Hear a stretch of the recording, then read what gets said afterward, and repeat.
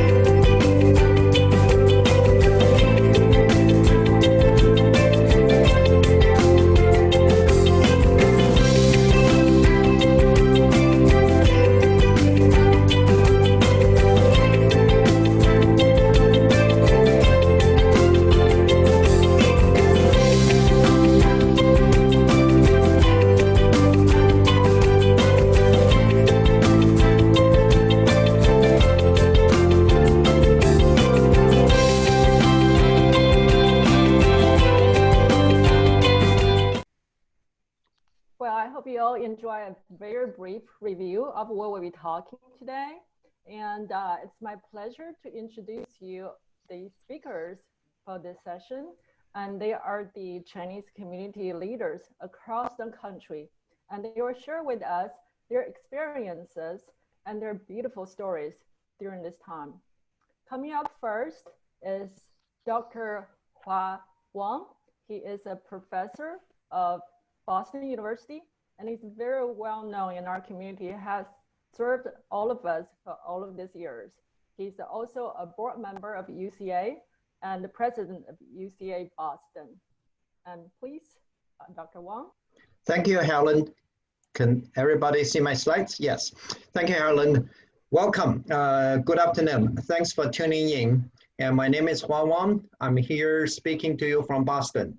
And I'd like to tell you a beautiful, beautiful story from Boston and from the beautiful people, as we often see. So the story from Boston is really demonstrate the AAPI unity. And it is feeding this conference, the ACLF, so well. It's the power we, and we're compassionate. So at the beginning of the pandemic, you know, as everybody remembers, right back in late January, and when the city of Wuhan was closed off, that really sent a shockwave throughout the entire Chinese American community. Not Boston here is in the same situation. And then so there's a groundswell desire from people who wants to help, wants to do something. And that quickly has turned into action. So we start organizing, and from 1 and 2 organizations, and quickly mushroomed into over 50 organizations under what we call the Waystar Alliance, okay? So over the months, first from Wuhan, then to the US here, the COVID-19 relief, right? So we have the community through the unprecedented, you know, support and overwhelming love. And so we have over $500,000 donations, and that translated into over 440,000 pieces of PPEs and to all over Massachusetts and the US indeed. So we are saving lives. This is what we hear from the community. You know, the cities and the hospitals, the nursing homes, the towns, the frontline workers, they all have been telling us how grateful they are has been for the Chinese American community, united and in this most trying time, and try to give it back to the community. In a sense, we're actually leading the community with our knowledge from where we learned in the early days from how China is fighting off the pandemic. And so when the tide turned, we found out the pandemic is actually happening in our neighborhood, in the community. So we're able to quickly take actions. So like I said, the PPEs were being donated to over 100 hospitals and nursing homes here in Massachusetts and beyond. And also we helped 20 plus cities and towns here. So this including the town offices, the post offices, the police, and also the fire stations, so on and so forth. And later on, well, we are still in the midst of the PPE donation. And, you know, so the UCMA started leading the Food of Love campaign here in the greater Boston area. And with our call for action, and the community has responded in great stride. So we have over 12 plus organizations participating and delivered over 2,000 hot meals and to 30 plus frontline units. And this is, again, is ranging from hospitals all the way to post office and fire stations and this and that. Okay. And of course, besides the PPE and the Food of Love, and the community here in Boston, and we are promoting the civic and political engagement. As an example, UCMA goes into the communities to encourage the Chinese American to vote, to register, right? So this is our, get out the vote efforts campaign. And we worked with organizations, communities, and the campaigns on all these fronts. And in addition to the things we just said, there's also the soft touch, the touch of love. For example, during the Dragon Boat Festival this year, which is, we couldn't hold it. This is a traditional festival here in the Boston area. We couldn't hold it due to the pandemic. And the UCMI, together with many other organizations, and we delivered the zong's, the Chinese rice dumplings, right, to seniors and community members all over the place in the Boston area. And that has been also very well received. And so we worked with our political leaders. Hello, and this is Michelle Wu. And as everybody knows, he is a city council of Boston, city council member of Boston, and he was the council president and the first council president of the Asian American in the history of Boston. And I'm here, I'd like to break the news to you. And so Michelle has decided to run for mayor next year. So he is going to be the first Chinese American to run for mayor, I guess, here in the Boston area. And he's going to have a support from the community. So we also worked with local government and the state legislations and this and that on the front of fighting xenophobia, racial discrimination, racial injustice, right? So through the height of the pandemic, and then there are the discrimination and xenophobia against the Asian American has been on the rise. So we have been able to work with the community, and this is truly a situation that we're all in this together, and then together we shall overcome. And so here's the story, happening through the winter, the spring, not the summer, from the great city of Boston. And it demonstrates the power of we, and we are compassionate, and we are here to serve, lead, and inspire. Thank you. Thank you, Professor Wang. That was a beautiful experience out of Boston. We love the Boston families. You guys have done so much. So proud of you. And our next speaker is going to be Winston Lee. He is the UCA board member, also the chair of UC Seattle. As many of you know, Seattle is one of the first cities because it's along the West Coast hit by the COVID. So I love to have Winston to share with us the experience they have. And Winston? You're muted, Winston. Okay, can you hear me now? Yes. Great. Thanks, Helen. Dear community leaders and welcome guests, good afternoon. It's an honor to be invited in this NCLF, a great event. My name is Winston Lee, president of UCA, it's United Chinese Americans of Washington State chapter. So yeah, we now, you can say, used to meet online and call this standards as new normal. But if we go back to 2019, can you imagine that all this will happen? So this COVID-19 has affected day-to-day life and suffering millions of people, changed our lives and also changed our countries too. As you all know of, the first COVID-19 case in the States, in fact, was found in Washington State. Chinese community has more experience with this virus due to what happened to mainland China. Then our community responded promptly to protect ourselves and help our community. Let me here share what UCAWA and other Chinese American organizations in Washington State to work together closely to help our community and our citizens. I know all of our Chinese American communities in all the country had done a great job during this pandemic period. You may see yourself in my shared pictures and numbers.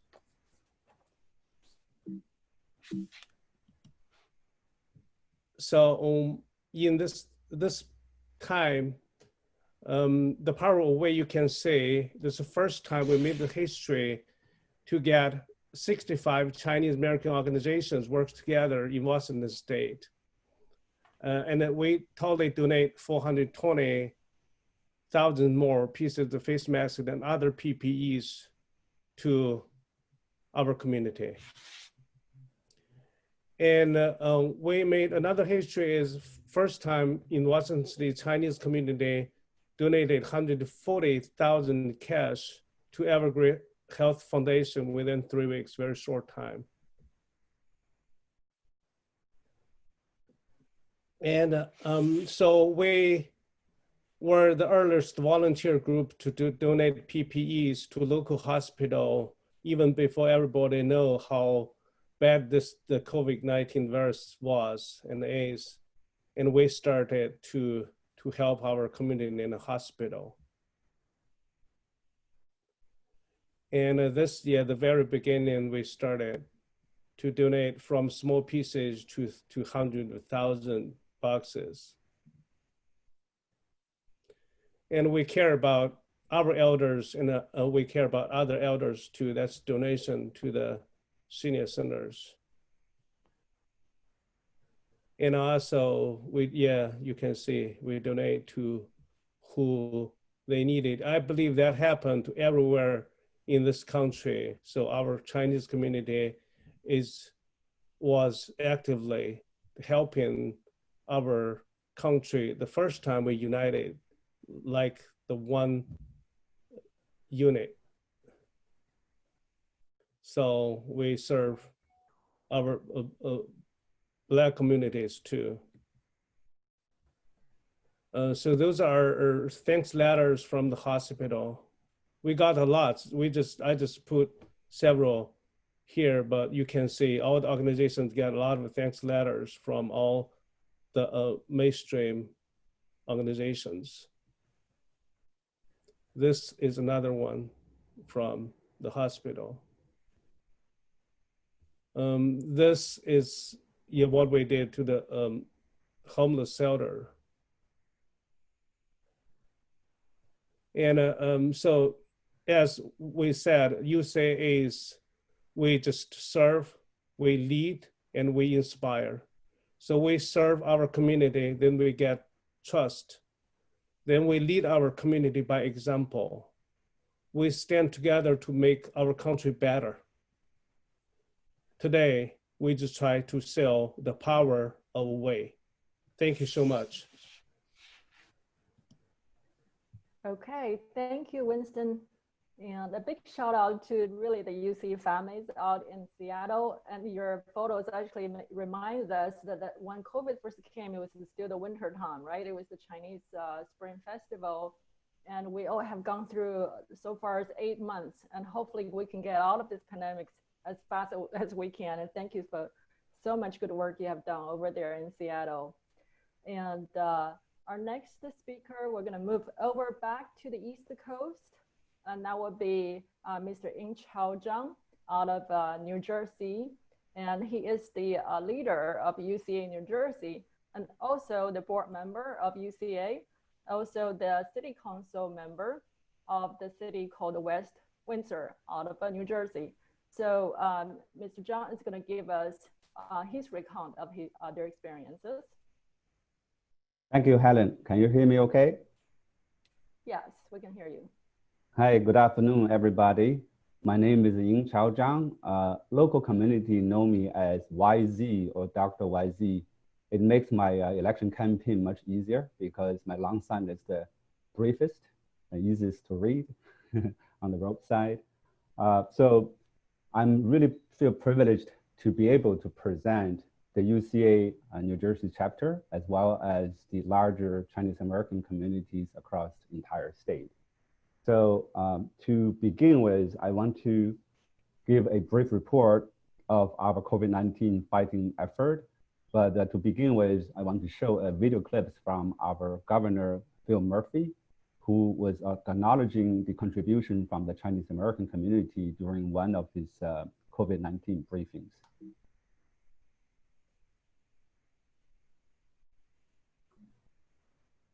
Overwhelmingly, people of all stripes, of all parties, of all walks of life have come together in our state to do the right thing, and God bless you for doing it.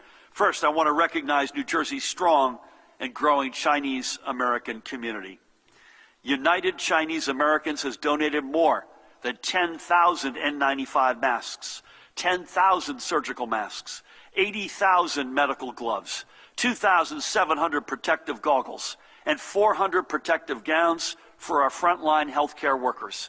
And I want to give a special shout out to West Windsor Councilman Ying-Chao or YZ Zhang, who was instrumental in organizing this equipment drive. Hats off to you, YZ. Overwhelmingly, people. Thank you for watching. Now, it is obviously a great honor for the governor to mention my name, but I just want to point out I'm not alone. I'm representing the entire Chinese American community from New Jersey. And to that point, what he mentioned, 10,000 N95 masks and everything else, it was just one of the bigger shipment. So this is another shipment towards the end of the effort when the masks was not in short demand anymore, but the protective gowns of different sort were in urgent need. So in this particular big batch of donation, we were able to donate together 17,000 different types of protective gowns. And because the shipment was so big, we were not able to take to our garages like we usually do. So we have to ship to directly two of the most urgent need hospitals in Trenton, as you see listed here. So, but the effort doesn't stop here. So again, as I mentioned, the collective effort from the entire community include every aspect, every walk of life, especially for the physicians. So in the next screen, I'm showing you that this is the Chinese American physician group in New Jersey donated this much PPEs, as you can see on the screen. So that's also touch upon another point, that is that the local media did pay attention and did cover some of our great effort. And this is from ABC News, as you see. But overall, the number is still counting in some details, but I think we have over $1.5 million worth of PPE donations just from the entire New Jersey state across all the Chinese American communities, including about 30 organizations.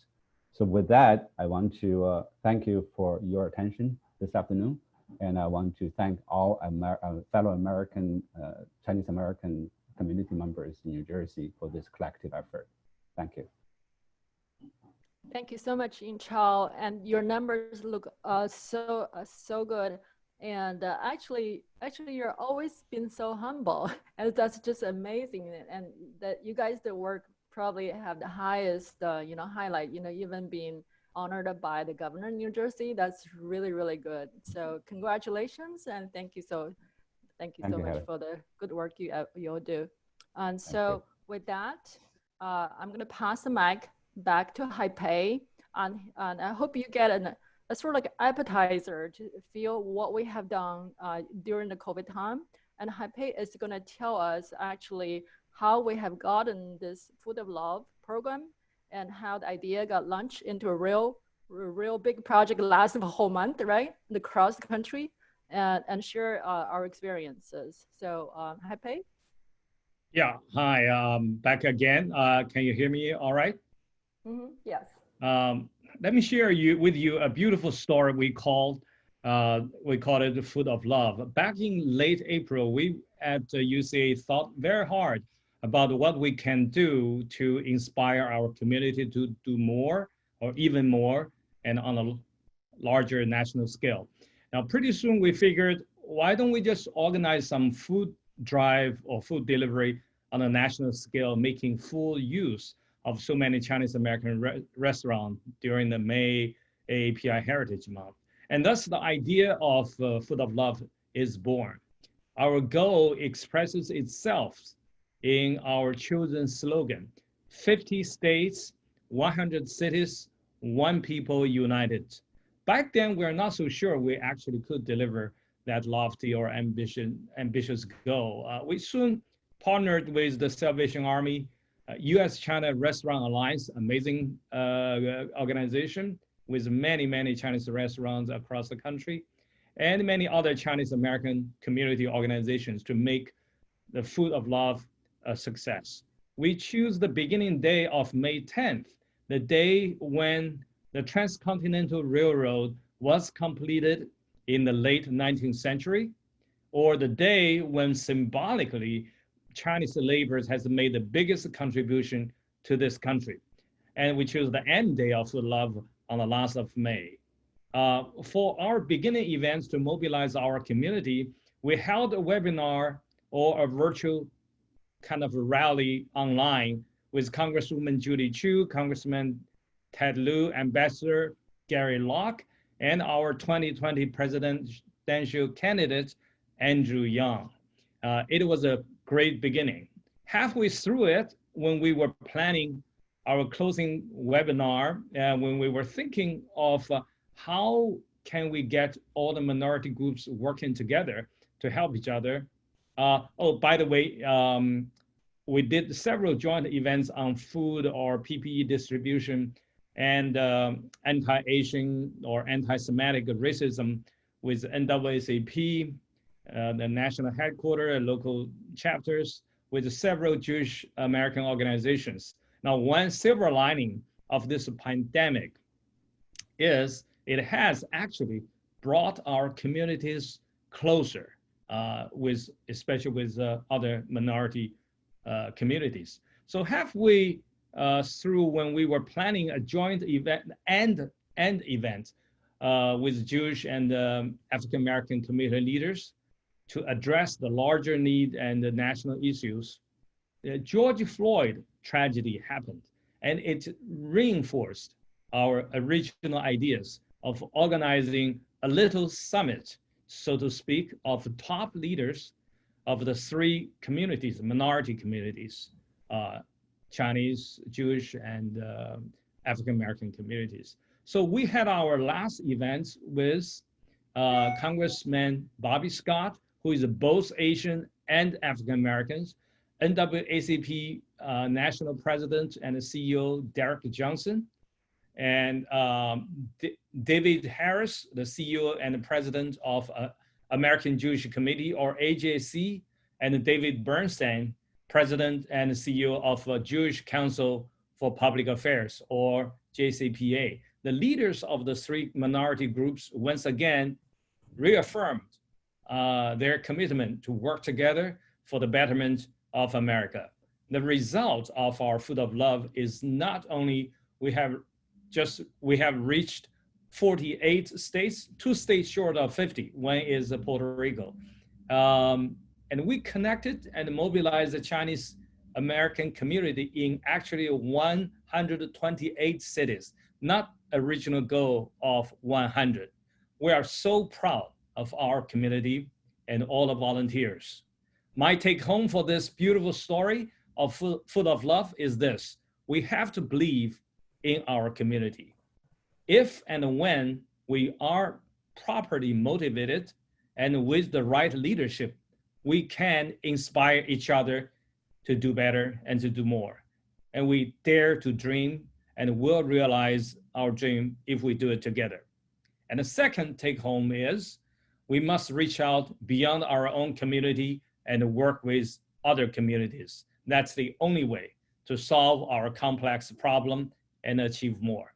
And the last take home is we need to expand on what we have done during this pandemic and make it a turning point for our communities in terms of public service and charities.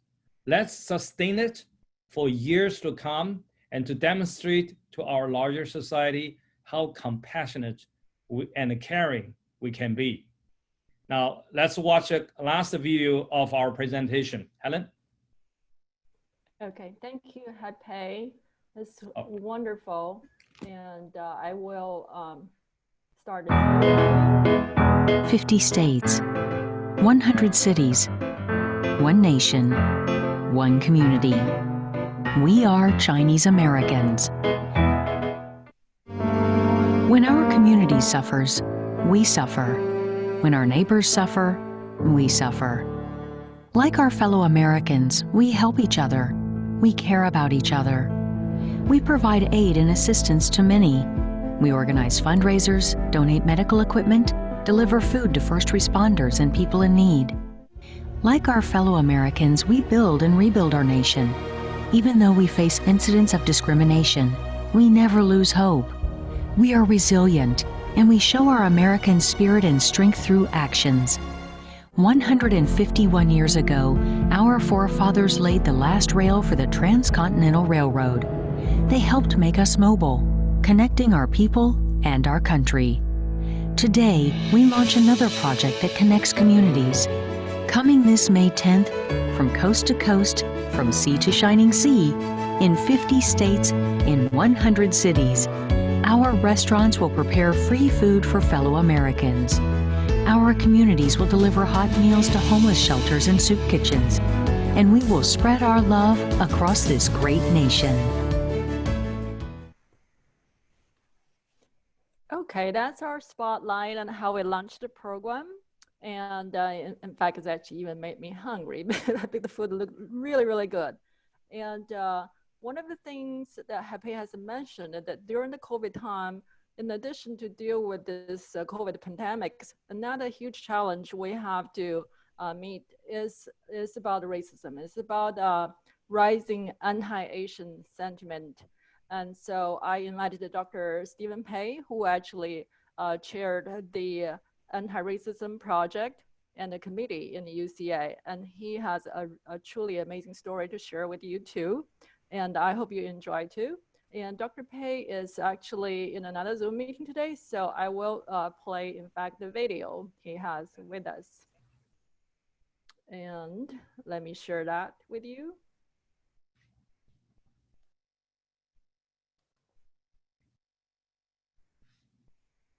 Racially motivated hate incidents upset me. However, the hate crime happened in Midland, Texas last March was the one upset me the most. The suspect thought that the Burmese family was Chinese infecting people with coronavirus and attacked the family with a knife. As you can see in the picture, the faces of the two boys were cut from ear to cheek. This racially motivated hate is a social virus, which is as harmful as the coronavirus. Zach Owen was a bystander. He risked his own life to save the two boys. Despite injuries to his leg and the hand, Zach Owen disarmed the attacker. However, the tendon of his right hand suffered permanent injury and lost 40% of grip strength. With the support of many organizations across the nation, we organized an award ceremony and a webinar to honor the heroes on June 22nd. It was the 38th anniversary of Winston Chin's death. He was brutally beaten to death in Detroit because he was also mistaken for being Japanese by two white auto workers in the early 80s when Japan threatened the US auto industry. Millie Chin, Winston's mother, was the courageous one who stood up and made it possible for the Asian American community to rally behind her. Helen Zia is the executor of the Winston and Millie Chin estate. He authorized us to recognize the heroes with the Lily and Winston Advocacy Award. At the award, UCA President Hai Shui also presented a check to the Burmese family. In the evening, Helen Zia and Annie Tan represented the Chin family to speak at the webinar from Winston Chin to George Ford. Mark Tobin and Cherry Stan Wender are leaders of the Jewish and the Black community in Houston. Zach Owen and the representative of the Burmese family also spoke at the webinar. 8 weeks later, Zach Owen was invited to testify in front of the congressional members of the Asian Pacific American, Hispanic, and the Black Caucus, a tri-caucus congressional forum. Here is his testimony. For Zach Owen to share his testimony. Hello, members of Congress and esteemed guests. My name is Zach Owen, and I want to thank you for inviting me to testify today. I live in Midland, Texas, and work for Sam's Club. On March 14th, I just got off my break. I was walking from the front to the back of the store, and I seen one of my coworkers kind of frantic on the walkie talking about a manager saying someone had been stabbed. And as I got to the back, I said, "Who stabbed who?" And she said, "You know, this guy comes walking around the corner and he's got a big jacket on and concealing the knife." And he just had this crazy look. Like I knew it was him before she said it. So I start following him. But my manager was saying to stay back, stay back. So I wanted to be obedient and I stayed back. Yeah, he went for the father, pulled the knife out, and then slashed at the father. The father jumped back and said, "Come on." And instead he slashed the little boy from his ear all across his face. And I remember seeing blood and his white meat and his ears hanging. And then he went back to stab again. And then that's when I intervened. I grabbed him. We wrestled a little bit and I took him to the ground. I had him in a chokehold until an off-duty Border Patrol agent was able to show up. And he took it over from there. He put a badge on my face, so I rolled off him. And then I just got up and tended to my wounds. I was cut pretty bad in my hand. I was walking towards the back to wash up, and then I'd been stabbed in my leg, but I didn't know at the time. I thought it was just like a Charlie when I hit the ground. I hit the ground hard. That's why I was sore. But come to find out, I had a hole in my pants and I was bleeding. So I took off my belt and made a turn up and walked to the front of the store and waited. And this guy, he attacked the family. Of course, we all know because he thought they were Chinese. And he said he was the exterminator of the coronavirus. The words that came out. Yeah. What I have to say about it. I was so moved to hear your story. First of all, I want to check with you on your recovery from your injuries. How are you doing there? Okay, I'm doing okay. I had physical therapy, surgery. I got 40% grip strength in my hand. You know, it's never going to be the same. I got pain still in my pinky. Like I don't know what they've given me medication right now for. They don't know. They're talking about maybe a second surgery to fix it. But I mean, he did a pretty good job. I just can't straighten my middle finger out or the pinky. And they had cut the tendon completely out of my pinky because they couldn't repair it. But other than that, it's healing well, I guess. It's not too bad. So I just want to thank you for your incredible courage, because really you saved the lives of this family of 3 children, ages 2 and 6. And I just can't imagine what would have happened had you not come along.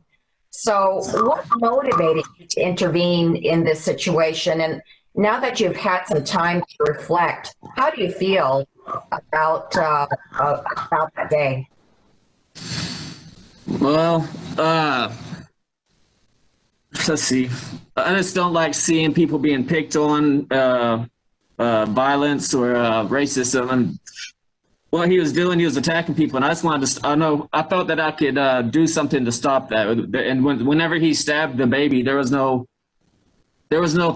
thought. It was just a reaction, like it was there to stop it, and because I thought he had killed the baby, and I wanted to stop him from harming anybody else, because most definitely he was out to murder the family. Yeah, it's just kind of who I am. The way I was brought up. Look out for others. I believe we're all Americans. We don't need to look at each other as Chinese American or Mexican. No, we're Americans. We all need to stand together, and there's no room for racism right now, especially these harsh times. I really wish that we could do more for their own, as well as the Burmese boys. In addition to helping the innocent victims, we really should also recognize and encourage more Asian or non-Asian bystanders to intervene when they see a racially motivated hate incident. So I hope you enjoyed watching that beautiful piece of sort of testimony coming out of Zach Owen. And I work with Dr. Stephen Pei in Houston in UCA. And we were personally involved and also witnessed what we have gone through and how the Houston Asian American communities coming out together and fighting this racism, and also how the entire Asian American, the Pan-Asian communities come out together, and especially with the support of KPAC, our congressional members who are really behind it. So we really appreciate all of the beautiful and great work they have done. And with that, we are going to move and switch gear a little bit to talk about how our communities work together, in fact, to try to build a bond within us. And also remember that COVID actually started from China. So it's truly hit home to us. Many of us have taken personally, take responsibilities, how we bring experiences from China. And instead of being treated as a Chinese virus, as our president has said, we are truly working together to help the country, help the people here to move on. And I want to introduce you one of our great leader in Seattle. We're moving back to Seattle again, and our board member, Mr. Jian Chang, And he is actually our community leader in Seattle area and started a great project on the COVID prevention. So Jean, would you like to start sharing your story? Yeah, thank you, Helen. My name is Jin Chen. I'm a board member of UCA. I met Jin Yi, a fellow Peking University alumni, during our Support Wuhan campaign in February. We were sourcing PPE to donate to the hospitals in Wuhan. So when the pandemic first broke out in the States, most of the people, they don't have any idea, knowledge about the virus and how to protect themselves from infection. So Jin Yi had this idea to translate the knowledge of COVID-19 prevention and protection in Chinese into English and to share with the public in America. So I proposed the idea to UCA's board and got the approval. And many of my fellow UCA board members joined the project and contribute their time and resources. And we assembled a team of more than 60 volunteers. And I would like to ask Jin Yi to talk about how we created Tracy's Guide for Family on COVID-19. Jin Yi, please. Yeah. Ladies and gentlemen, it's a great honor to be here to present what UCA has done during the COVID-19 pandemic. Tracy's Guide for Families is an online series aimed to provide professional and practical knowledge for protecting our families as we work together to flatten the curve. The project was initiated and organized by UCA, and more than 60 volunteers from UCA and from all over the world join us. They are doctors, nurses, scientists in other related fields, writers, artists, and translators. To work effectively, our volunteers were divided into several subgroups: writing, reviewing, translating, script writing, painting, editing, and publishing.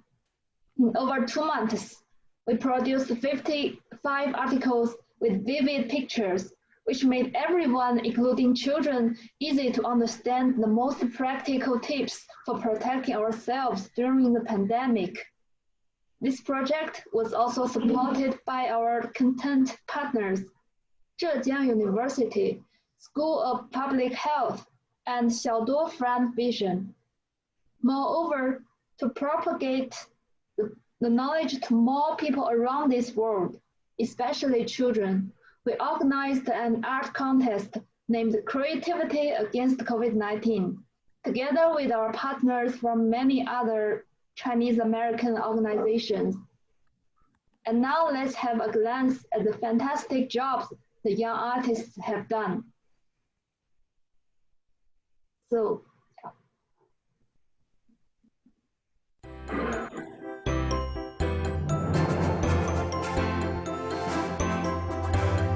Proper social distance is more than 1.5 meters away. This should effectively prevent the risk brought by the spread of droplets from one person to another. COVID-19 can be transmitted through droplets when people talk, cough, and sneeze.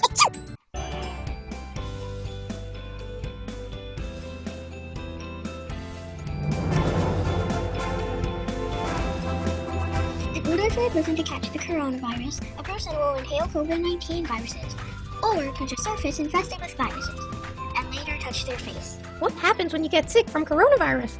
There are many symptoms from coronavirus, including fever, cough, body ache, and shortness of breath. The most dangerous part of this virus isn't just the symptoms.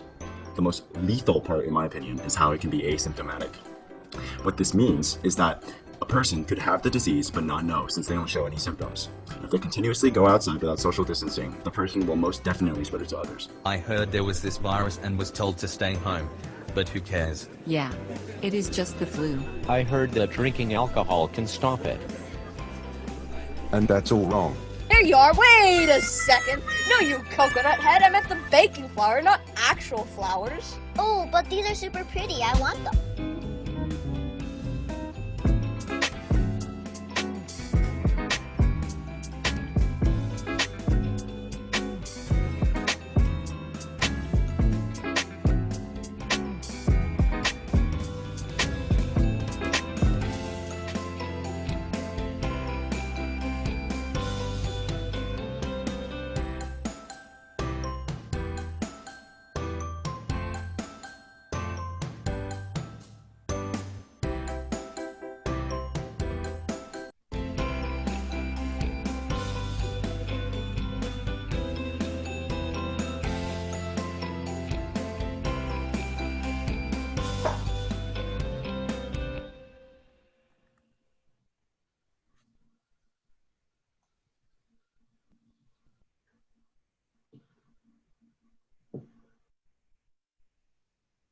Thank you, Jingyi. That was a really beautiful video. And also, Jingyi represents the next generation, our young people's group. We're all very old, but to see how Jingyi put this work together really brings us the hope and also the sense of creativity, because during the most challenging time is also our opportunity to be most creative and to really work together.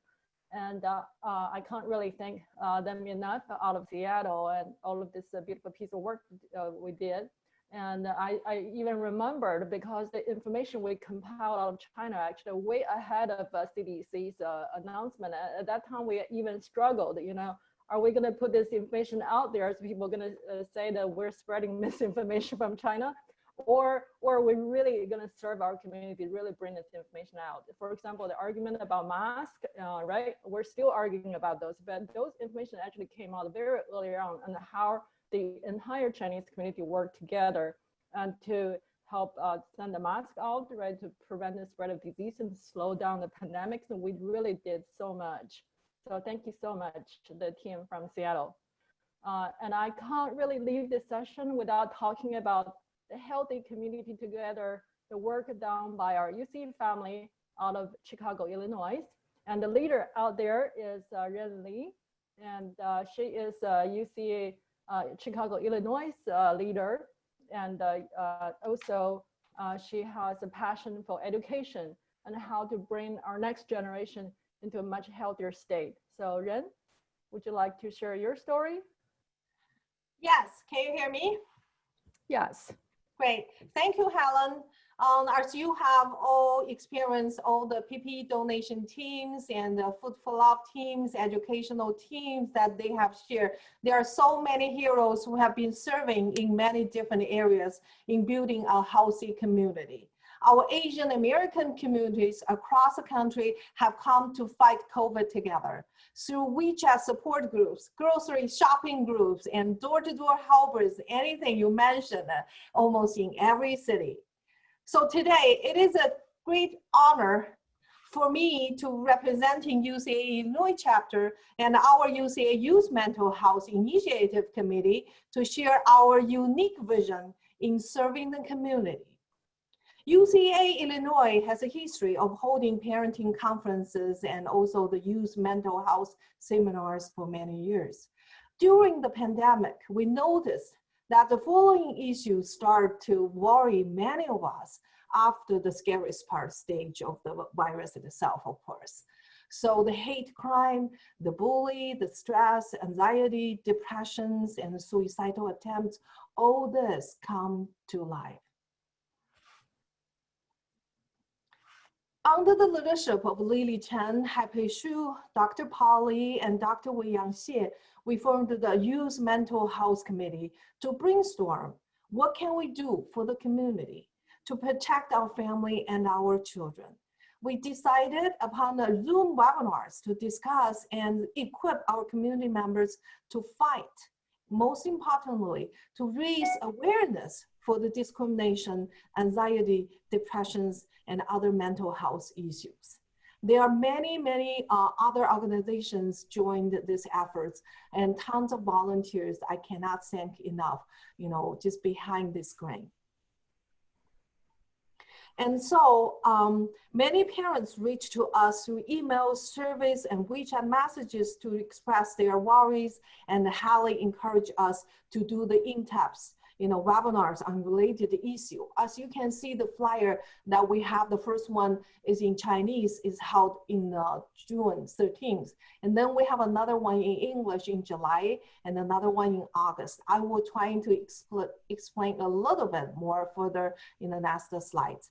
So the first one that we have is in Chinese language. It is something very uniqueness for the Asian community and how to cope with the pandemic-related anxiety and bullying issues.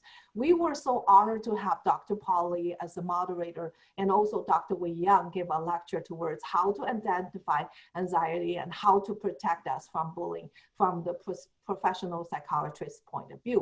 And we have wonderful panelists from high school to young professionals, join us, and many parents commenting that it was the highlights of our webinars, and the true voice of our youth actually help them to understand their own kids better.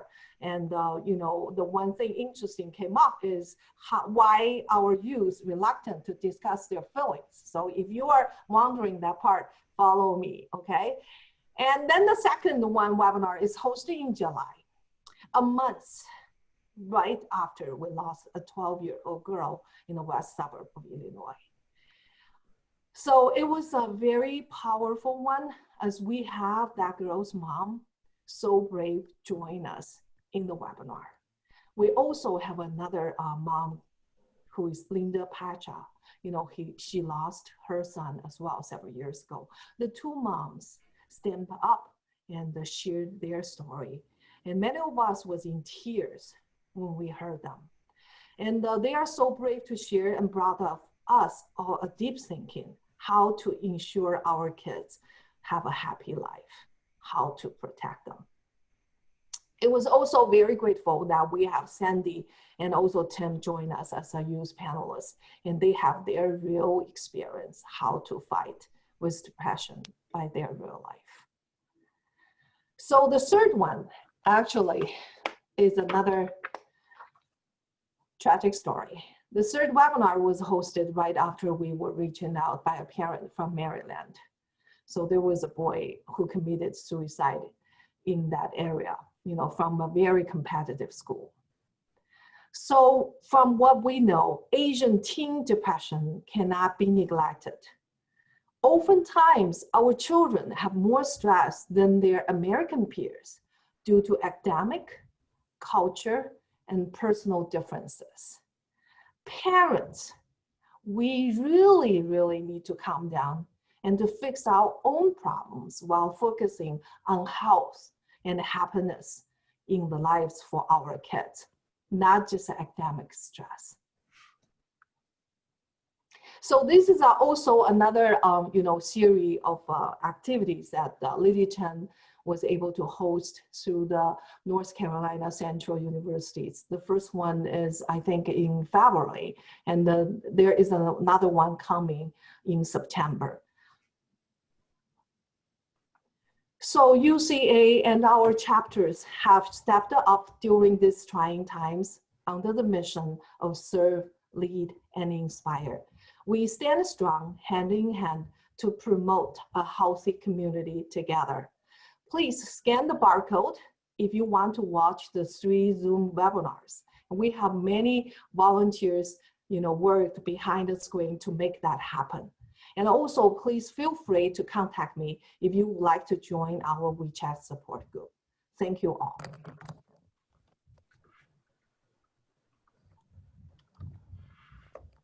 Thank you so much, Jen. And that brought me all of the good and sweet and sad memories we had during the COVID time, right? Our children not only had to deal with the stress from their schools, all of the uncertainties and online learning, and unfortunately the failure of this country to deal with this crisis. And so I really want to applaud you for the great work you have done over the UCA Chicago, and also the Illinois family. And Lily Chen is not here, she is in another event, and worked with Lily, and she's a really great leader out there too.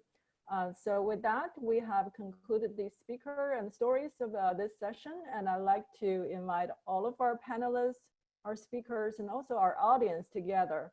And this is a truly opportunity for us really to rehash our experiences and share what we have learned and what we're gonna do throughout, hopefully, the next phase of the COVID time. And there are some questions been submitted already.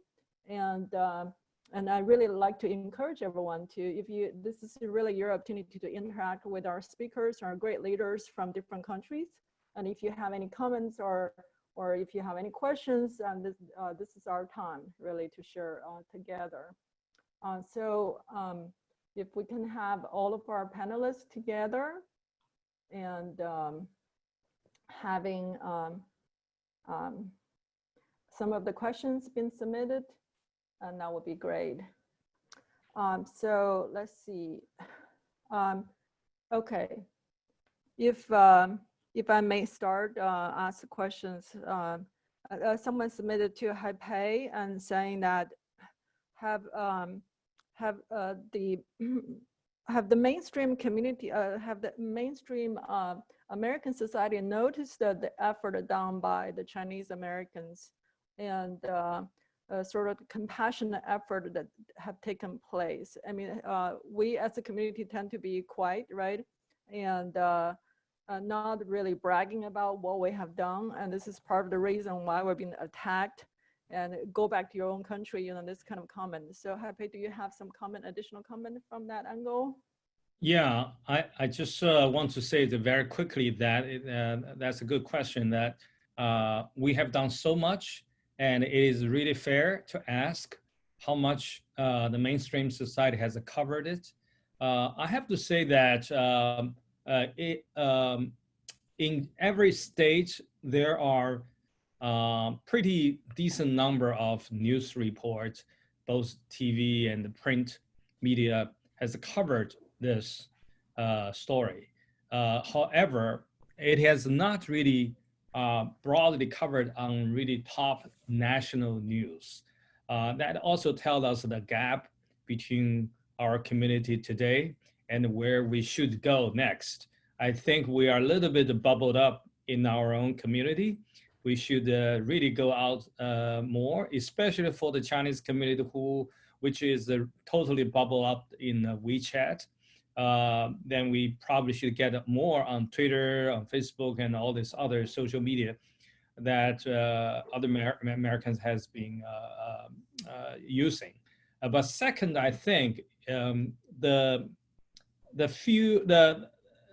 news report mostly from a mainstream society, a lot of them has done, or some of them have done by Asian Pacific American reporters. And that also tells us another angle we can look at this is we do need to diversify our community, not just be an engineer, not just be a doctor, a lawyer, or just business opening restaurant. We need to be in all branches of our society. And certainly we need more in the media area. Thank you. Yeah, I totally agree with that, Haipei. And in fact, the anti-Asian reportings, right, have really picked up in the mainstream media. It was actually the mainstream media that started about reporting about this too. So I'm really grateful for that. And when I look back, all of this article being published, I noticed there are a lot of Asian American names and reporters. And so this is why I totally agree with you that our children and our students, this is how important, right, to diversify and to go into different fields, because every field is important for the whole society. It's like we're creating an ecosystem, especially during the pandemics like this, right?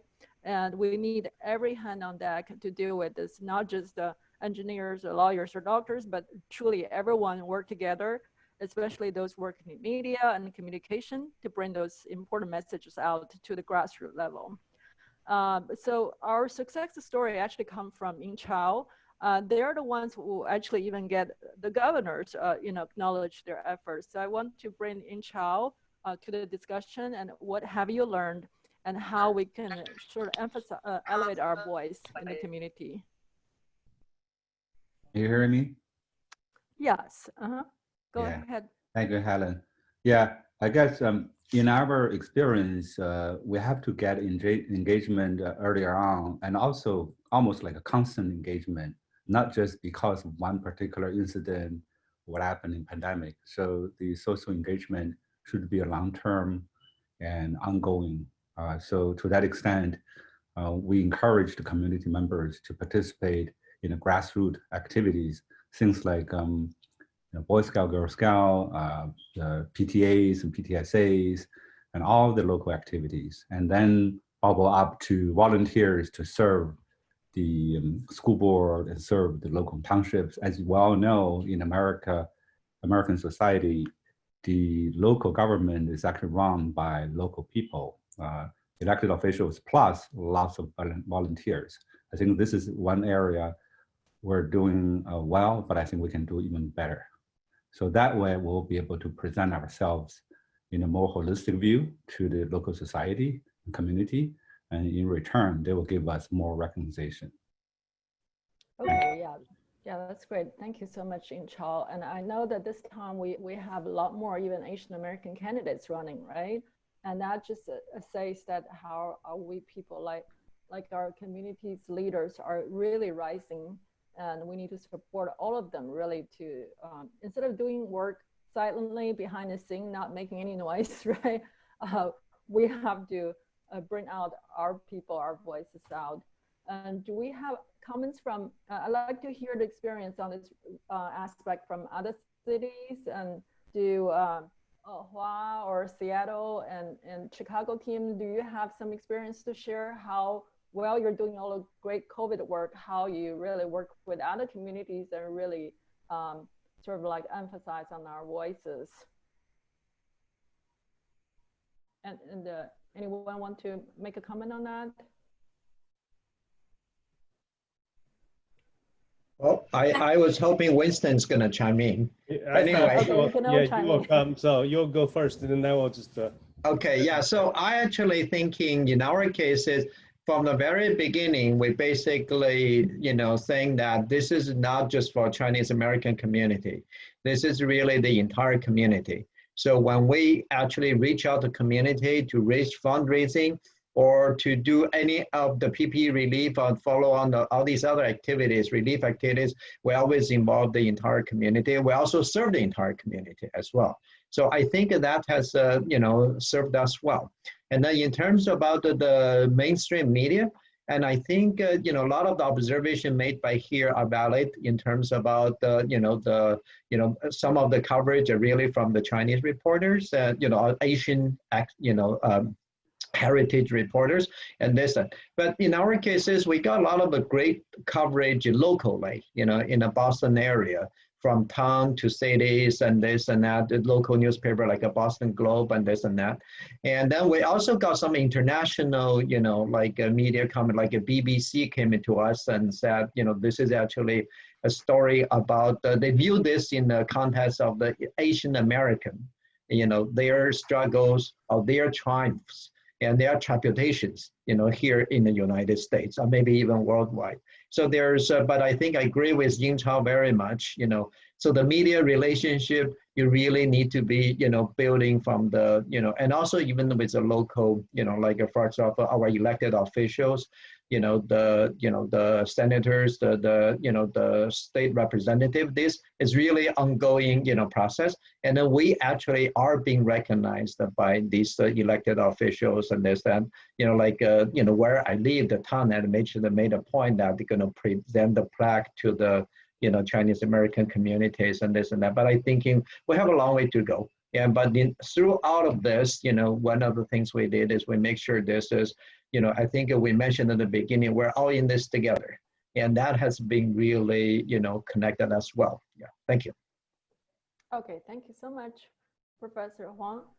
And anyone, Winston, I'm sure you have some insights. Try to say something about, so this during this pandemic time, previously our community just feel shy and did not want to go be the first. But in this pandemic, first we had experience, so we know more than other communities. So we serve the community first, so we know how to just how the PPE works, and then how to get the PPEs and then donate to the community. Then we serve, then other people just follow, then we take lead, then we just inspire. The only thing I want to say is the good is we are kind of WeChat group. Most people just communicate or doing things within our own community without reach out to other communities. So we try to use Facebook, Twitter. That's the first, but the thing is we have to educate the first generation, encourage the second generation, our kids to work together with us and help us then eventually they will be the leaders of the community. They should be much better than us. I totally agree. Yeah. Yeah, thank you so much, Winston. Yeah. And since Ren and Jean, you both work on the youth aspect of the COVID relief, so can you say something about how you really build that connection with our second generations? Sure. I think Illinois always, sorry to brag that, best youth group. We have a wonderful, actually our PPE donation went very well. We have a bunch of international students, actually their parents from China donated hundreds PPE, especially at the very critical, the early age. We donate to UCA Hospital, Rush Hospital, and many community, Mercy Hospital, many community clinics as well. They are so well, received, everybody sees really high. And then our kids are actually volunteeringly, in the, helping the supply, and the deliver. And also for Food for Love, we have youth group join the Food for Love events as well. And then we even have youth groups actually deliver PPE to senior houses. Many wonderful stories. One of our students actually do a kind of a mask for all webinar by himself. Very encouraging. I think everybody's just trying to brainstorm how we could do to help the society. So that's a part, I'm very, very, gracious for all the kids actually step up, and also like many panelists from the, our mental health webinars are recruited from, Illinois as well. So I'm very proud of them. And I bet all the youth among the nation are doing the same thing. Thank you, Helen. Okay, yeah, that's a really encouraging aspect of how COVID brought us together. So we always say in Chinese that 因祸得福. That means that, the misfortune brought out the good luck sometimes. And so does Jean or Jingyi, you want to say something from your team? How you work with the youth? A wonderful experience actually. Doing this young artist contest. We have attracted so many second generation kids join us and try to pass the knowledge about COVID-19 around, and all this creative artwork they have done that we show on some of them on the video. It's really wonderful. I think definitely in this area we can do a lot of things, and it was a great experience for me to work with these little kids. They're just awesome. Yeah. Okay, yeah, that's wonderful. And Jingyi, do you have some comment how we can connect with the younger generations? Well, I think this contest is a wonderful experiment for me at least. I think there are a lot of things UCA are doing that we can really connect with our second generation, like the issues on civil rights, issues on public health, issues on the environmental protection, issues on the racial problems. So a lot of things that we can do definitely, and get the second generation to involve, and because what we are doing here is also for the future generations here in the States. Yeah. Okay, thank you so much, Jean. I wonder if I think Jingyi is the youngest one among our speakers today. So I'd like to hear what she has in mind. How we can bridge this age gap, the generation gaps. And Jingyi, you have some comment for us? Is Jingyi still here? Yeah. How do you feel about this process? What do you think the future of our younger generations? So, well, I think the young people are doing a lot more than I thought they could do. So I hope that young people will join the older generation to work together to lead us to a better future. And I think we can do that.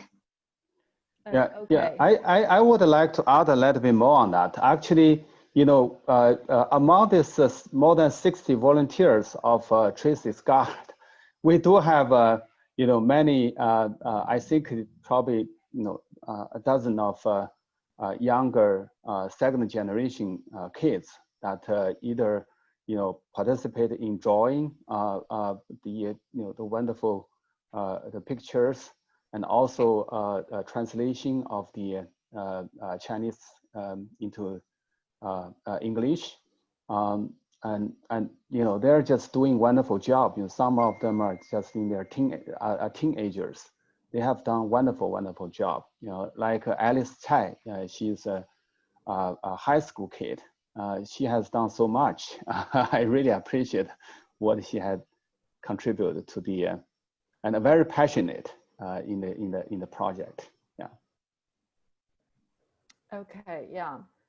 So in fact, I want to ask Jingyi, we can go back to her, that I know that, the young people see us as kind of like old, rather we stay in the WeChat and we don't sort of like not mingle that well with the American mainstream. And I wonder how, is this changing in the younger generations? Do they feel more integrated, especially during the COVID time, really, right?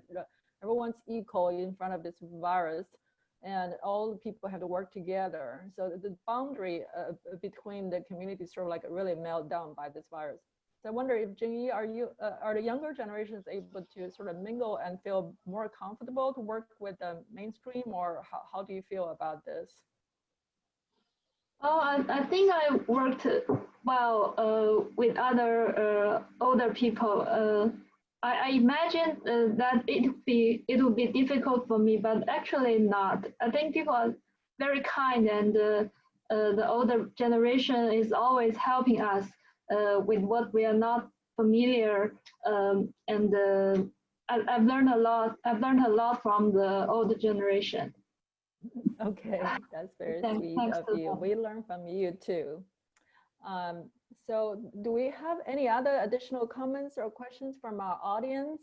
And we probably will go on just for 2 or 5 minutes, for a few minutes. If you have some really something you want to comment on or something you want to ask about, and then we can close the session. So I think there's a question for Ren, because since we're still on the topic of the younger generation, I know the younger generation they're facing so much more challenging time than us, right? Like Jin said, there are environmental issues, the gun violence. Now they all have to go to school, the teachers and the kids. So how are you feeling about this? How are younger generation handling this stress? And do you have some really key points you can pass on to them, or the parents maybe in the panel? What can help them? Sure.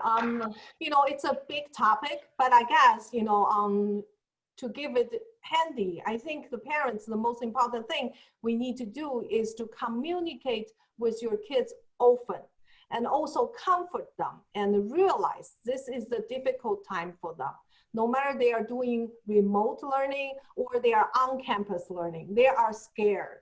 They are not adults. We are more actually willing or ready to share the burden, but they are kids. They are not. They are so weak. So we really want to, approach to your kids actually to ask them how they feel. And also, really comfort them and tell them it is okay to be fair, okay? And we will work things together. So talk with your kids every day, and really also encourage your kids to share with you about some concerns. Sometimes actually when the kids bullied at school, when the kids feel the anxiety, they don't know about it. They couldn't tell, they didn't realize it. So I think the parents need to initiate the talk. We need to communicate, and the kids, you need to communicate with your parents as well. Also the friendship at this time is really good. So not only, because the kids are not used to before, like a play date or come to see the friends. So we can even initiate Zoom meeting, okay? And more exercise, like the, Nintendo Switch exercise games, all the kind of way to really, to protect the healthy mood and healthy body. And also when the kids are into kind of a depression or very stressful, don't hesitate to take them to doctors. It's very dangerous. It's not kidding, okay? Some of our Asian Americans, families, parents do not agree depression is an illness. It is an illness, and it is a very serious illness. And the best way to do it is to go to doctor, go to hospital when you have emergency. Don't trying to hold. It's not that your kids is not strong enough. You are not strong enough. It's not like that. It's an illness, okay? It's a stage that the kids are very fatigued. We need to help them. So family support, family understanding on that circumstances, and during this pandemic difficult time is very, very essential. Thank you, Ellen. I hope I answered your question. Yeah, that's great. Thank you so much, Jen. It is a very big topic, and this session is not about the mental health. It's about COVID, although really COVID highlighted all of these problems we face. This is systematic failure of our society, right? In terms of health, in terms of communities, especially the disparity among different sectors of the society. So hopefully the audience can get to Ren, and actually myself, I work in mental health and spiritual health as well. If any one of you have interest, I have worked in this area. I did see a question not really relevant to this session about the Chinese students, their visa being rejected, and I think that question is probably very relevant to the generation of Jingyi has. She has a lot of friends who are actually Chinese students, and the students are really facing a very tough time during the COVID time, right? So does anyone want to have a comment, a very quick comment, because it's really not this session, and there are additional other sessions that the people can really focus on this topic. And so yeah, Hannah, I'll just take it very, very quickly, very briefly. As you said, Suyu is, by the way, is a great member of our UCA family in Pittsburgh. That question is a little bit out of this topic today, but I just want to reassure you that we have been watching and we have been paying attention to that issue. We have noticed that UCA, as you know, has acted in defense of the international students when it comes to the virtual classroom issue, when Homeland Security issued basically a ban on any foreign students attending American university if there's no if there's no real class held on campus. So we did that, did our part, and we win the case. And there's also a case about Chinese American visiting, 15 of them, visiting scholars has been driven out of University of Northern Texas. We are watching that too. So yeah, rest assured, we're there. We are paying attention, and if we can and properly, we will do something. Thanks. Okay, thank you so much, Haipei. So with that, if our panelists don't have, do you all have any last comment or key points to have before we close out this session? Anyone want to volunteer? So Helen, can I say just 1 minute? Yeah. So the idea is, so we have community, we have responded tremendously to the pandemic, to the crisis, to the challenges. We stepped up. And so the question that is for all of us is what's happening next? Obviously, we're still in the middle of it. And so, for example, from West Coast to here, right, we have this unprecedented unity among all these organizations. And then are they going to be, what's going to happen for them going forward? So I just want to say, for example, in the Boston area, we try to move this alliance forward. And ideas, we come together, through the empathy, through the help. And then we want to continue the engagement, and also, so the engage for the entire community to engage, and then also for the, enlightening of the community as well. So we are going to be, come up with new organizations like in campus. This is a great alliance, and hopefully that they play a bigger role. And like you also mentioned, elevate the voice, and then participating, you know, for both the civic engagement and political engagement. Yeah, so that's what I like to tell you. What's the future? What's coming up? What's moving forward? Yeah, thank you. That's so good, and we need more leaders like you and all of our panelists who are great leaders in this really difficult time for all of us. So any other additional comment from our panelists? I guess I just want to thank you all for all the efforts, Helen, and also Haipei, and also CLUSA. This is a great chance for us to showcase and to show how we can work together to make it happen. Thank you, Helen. Yeah, okay, welcome here too. And so we just started, right? So I would recommend we be consistent. We got a good start, but there's a long way to go. So we have a plan as leaders. So how do we plan for next half year or next year? And how do we educate the second generation? And how can we just be consistent to serve, lead, and inspire? Thank you, Helen. Correct. Yeah, any other comments from our speakers? And I agree that we not only were facing the COVID crisis, we're actually facing the US-China escalated tension and what that has brought to our community and what may happen in next month or two, right, in the election. So that's something we are all working on, really, to mobilize our community and for them to become part of America that can really making history. So with that, I really want to thank all of the speakers, all of the efforts you have put in, not just for this talk, but all of the good work you have done for the community and our leaders, and from our colleagues in CLUSA, and especially I want to acknowledge Yuan Wen, and he has really been the backbone and supporting us in technical aspect of things. And also our and other colleagues that in our audience being in this panel. So, and I wish all of you have a good afternoon, and we hope to see you soon in other sessions.